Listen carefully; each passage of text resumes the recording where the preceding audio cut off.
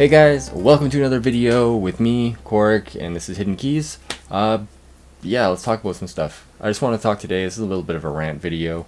I'll pull a card for the video actually. So I really want to touch on spirituality just a little bit, just like on how it's kind of perceived in the world and, you know, kind of like taboos and all that kind of stuff. So if you want to talk about that, stick around. Gotta stop touching my microphone. Alright, so let's get in. Let's just pick a card for today. Any card, spirits, something to do with spirituality. I mean, all the cards in the tarot deck are pretty spiritual, so something to do with what we're going through right now, maybe as a collective. Let's see what the tarot has to bring to us today. Oops, we got a jumper. The Ace of Swords. Okay, so the Ace of Swords talks about just like ideas just coming out of nowhere. Good ideas, powerful things, powerful truths. The sword cuts through things. And yeah, that's like a hand of God coming from the clouds and just bringing you something, some idea, some sort of, some truth that really resonates with you. You got some mountains in the background, got a crown on the top of that as well, with looks like some sort of leaves of two different plants. I actually have to look up what those are. Anyways, alright, so that's the card for the day, and it goes along with the theme. So what I wanted to talk today about was spirituality and, you know, what it means to be a spiritual person. And I just want to start off by saying you don't have to be religious to be spiritual. You don't have to follow any sort of set plan in order to have a spiritual connection. It can look like anything, and don't let anybody tell you you're not spiritual because you don't do this, that, or the other thing. Like, you're not spiritual because you drink, or you're not spiritual because you don't or do smoke weed, or you don't or do psychedelics, or you don't meditate for 10 hours a day, or you don't go on retreats. Like, these are all wonderful things. You can do them if you want to, but by no definition changes the fact you're spiritual or not. Like, you can't, like some people say, it's like, oh, you can't, if you swear and you're like, you know, you have a bad attitude, not a bad attitude in the sense of like being mean to people, but if you know, if you're a little bit more edgy, it doesn't mean you're like you can't be spiritual. Like, come on, like you can be spiritual. The thing about being spiritual is it's about your own connection to the divine. It has nothing to do with anybody else. And everybody else's perception of your spirituality is their projected ego. Just because they haven't discovered what it means for them to be spiritual, it all of a sudden gives them the right to say whether or not you have hit a certain benchmark in their mind. Now, there are some things that, like, would denote a spiritual person or not. Like, say, if you're bad to your environment, if you're a toxic person, if you hurt animals, or, you know, are generally unkind to everything around you, then I would say you're probably not a spiritual person. Just because once you establish that connection with, like, the divine and the universe, you kind of start seeing things in a different way. And maybe I'm, you know, backpedaling a little bit on what I said about, like, you know, not being able to say whether or not somebody has a spiritual connection, but I think that's generally something we can all agree on, is a sense of harmony. Because when you do get to a certain spiritual level, I'm not saying that I'm any more or any less spiritual than anybody else, and I realized when I got to a certain level, that's, man, we're all here together. Like, we're just here together. That's all it is. Really, we're here together. We're part of this whole thing, whether you believe it's a simulation or a random set of occurrences, or God put us here, like, fully formed, or we didn't evolve, or we did evolve, or there was a big bang, or there wasn't a big bang, or, you know, whatever. Like, you can believe last Thursdayism, where everything was created last Thursday. That was a funny thing. Yeah, it's like you can believe anything you want, like anything you want to believe, but it all depends on your connection to your spiritual practice, your connection to your divine.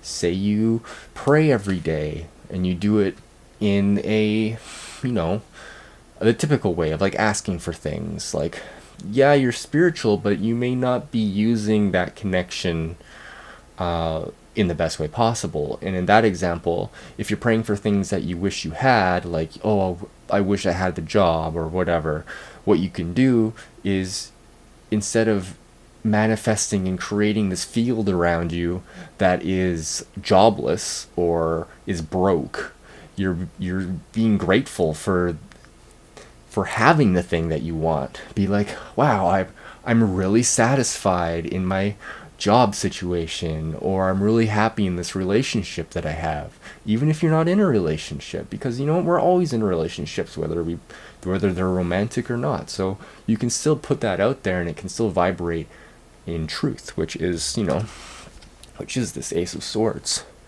So what I really wanted to touch on and get into a little bit, and I'm not sure how long, like, these videos are only 20 minutes long usually because of my camera, but I kind of want to just touch on the people who are like the love and light people, who are like, oh, you can't be spiritual if you look at the dark side, or look at demons, or like, you know, dark egregores kind of stuff. And that's bullshit, man. Like, you can't just be love and light. Like, if you're just one thing, like if you're just the positive, well then in that positive you shift the spectrum over, and now you're in all light. Well, the light has dark and light in it as well. Like, you can't escape duality.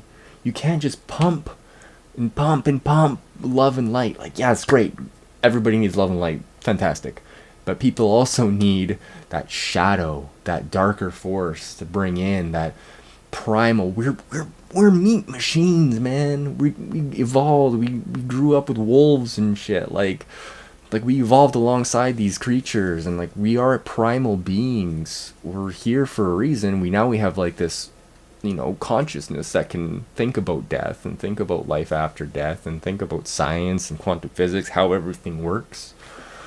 It's fantastic, but by just saying love and light, it's like you're only getting half the puzzle.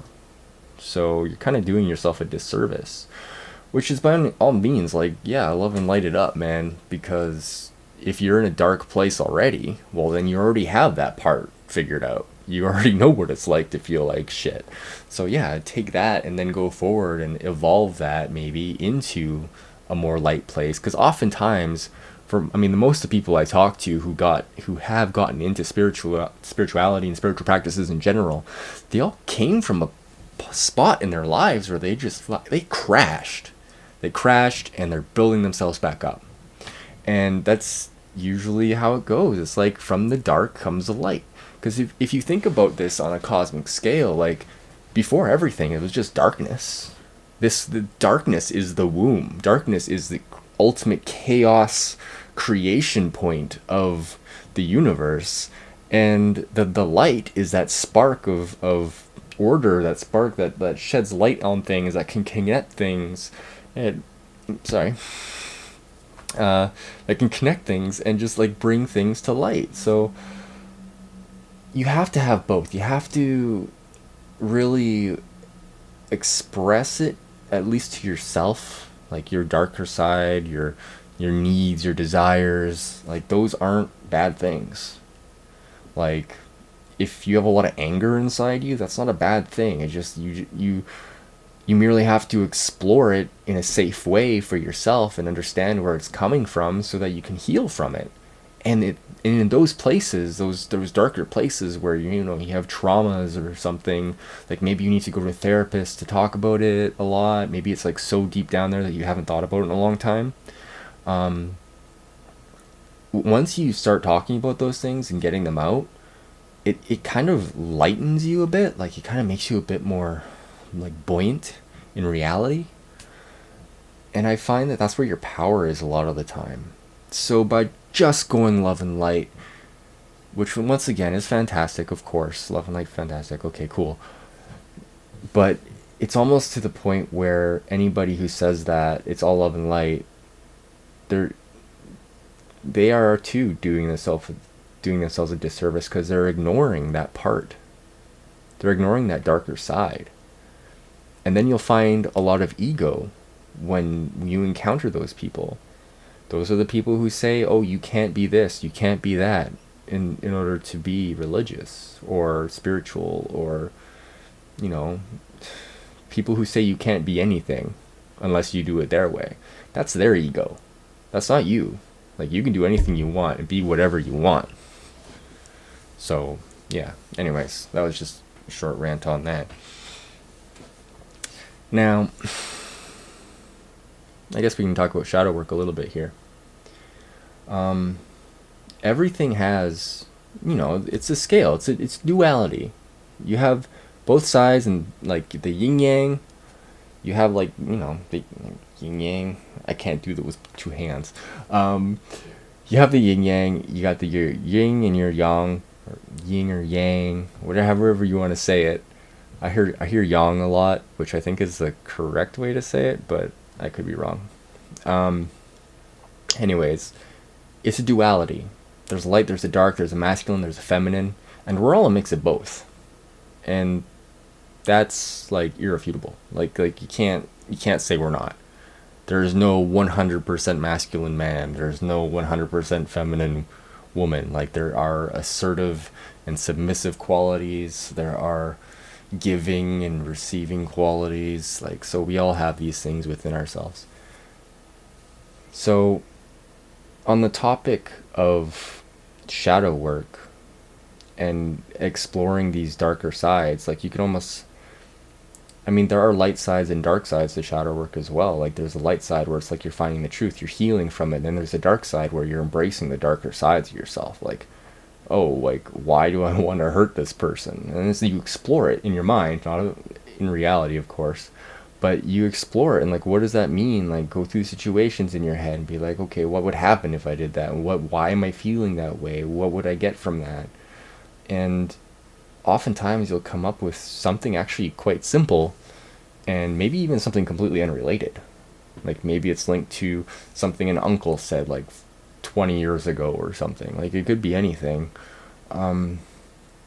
And just, like, embracing that is a big part of being human, and taking in all of that information to your current present self, and integrating the light of your conscious world, of the world that you're trying to create and manifest, and integrate it with the dark side that you came from. And that's how you ultimately become this blend, this kind of gray matter, this gray person that is a blend of black and white, all these different, like, behavioral patterns and just bits and pieces of different people. And you're a combination of so many different thoughts from other people. It's crazy. So it's I don't know what I'm trying to say here. You're not just one thing. You can't just be one thing.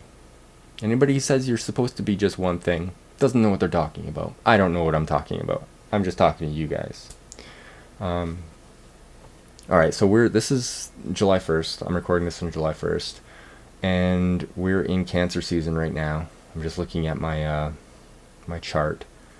Mars is now in Aries. It's home. It's going to be here for 6 months. I think it's going to be here until, like, early January 2021, which is crazy.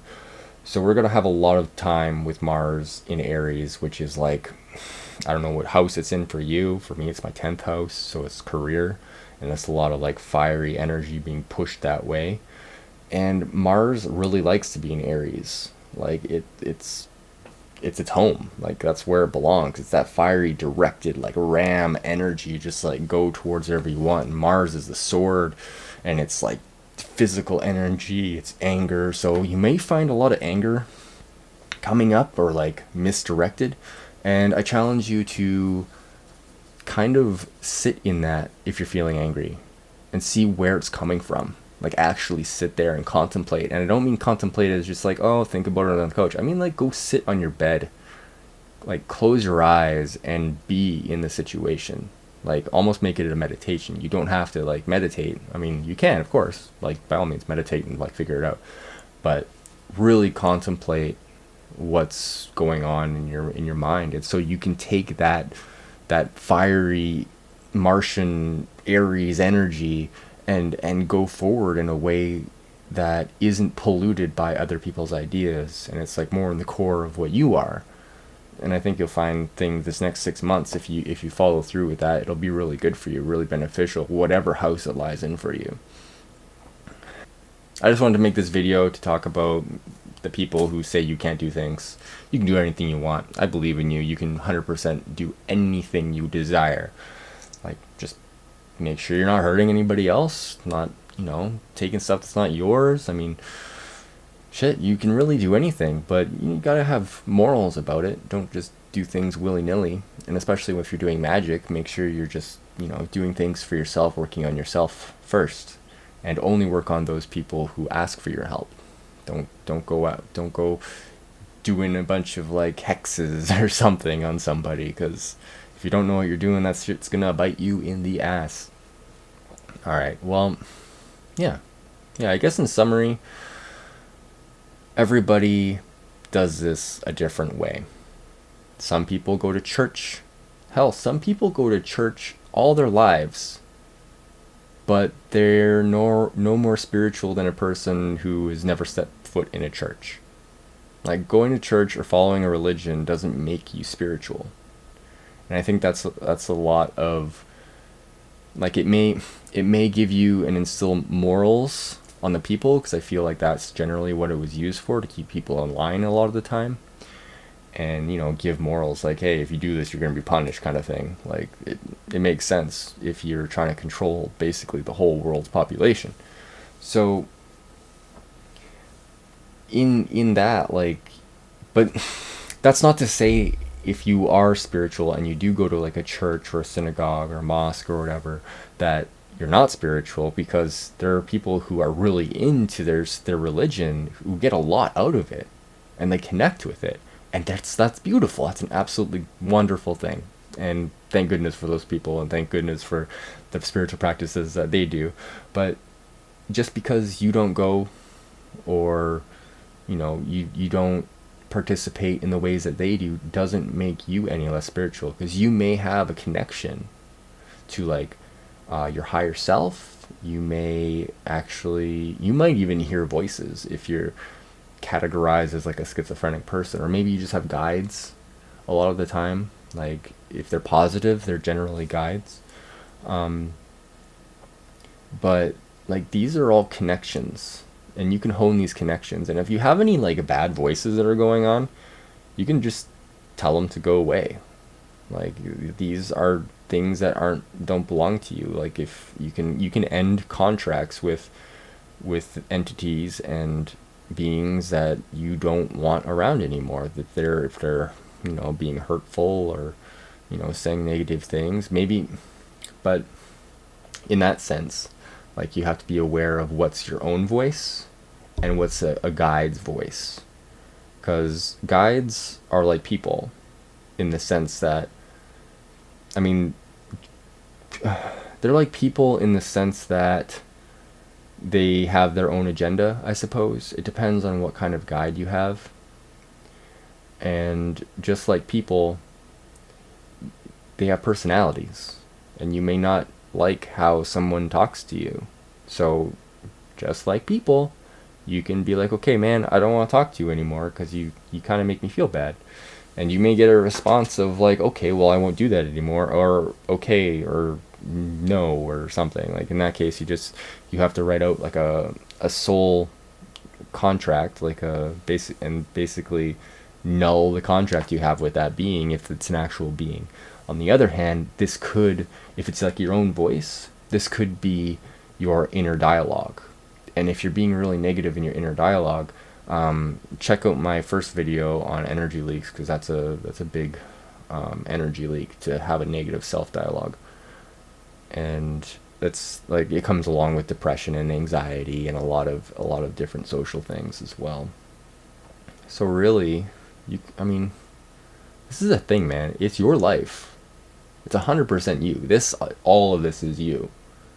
And your choice is how you deal with it. It's the only thing you really get to do. Like, it's the only thing you're in control of, is your mind, and how you take in information and what you choose to do with that information. Like a lot of times we don't really have control even in our lives. Sometimes we don't even have control of our bodies. Like we get diseases or we get injured or something. Like that's not under our control. Like at least not most of the time. So yeah, I challenge you, if you're only in one direction or the other, I challenge you to look at the other side. Look at the other side. Look at how maybe you're being unfair to other people. Check yourself on your attitude towards things you don't understand. Because I feel like a lot of the time, when there's a difference in opinion, there's more knowledge to be gained, like on one side or the other. And I'm not saying just rant at somebody about your side. Like that's not, what is that? That's not an argument. That's just you dictating something. But actually listen to the other person and like question them about it and learn more from the other person. And if you, oftentimes you'll get to a point where you kind of reach a limit to their knowledge, or they reach a limit to your knowledge, and there's your opportunity for learning. Because we none of us know everything. Like it's not even possible. There's too many things. And with every little bit of information, all of a sudden you have all these other nodes of information that you can grasp onto. So it's really, knowledge is never ending. So yeah, I challenge you to look at something different this week, this month even. Like we're in Cancer season, so this is a time for, really kind of working on ourselves and our home and our emotions. And I mean, Mercury is in retrograde right now, so everything is kind of like, it's a little bit weird. I'm not going to say go and do like a new business venture and something that you've never done before, because that doesn't make any sense in a Mercury retrograde. But look at something different in a different light. Look at it from the shadow side. Look at it from the light side. And push forward, because the only way we really learn is through contrast. It's the only way that knowledge can be formed, if we understand both sides, at least in the full sense.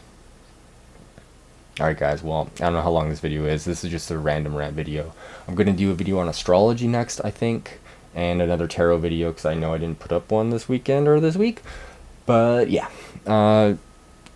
Ace of Swords is the card for this video, and speak your truth. Look at it from both sides. It's a double-edged sword. Look at it from both sides. Both sides can be harmful. Both sides are a tool. And you're the crown. Aspire to the crown, which uses both sides, which circumambulates your head and keeps everything together. So with that, I bid you adieu. Farewell. Goodbye. I'll see you in the next video. Love you very much. Take care.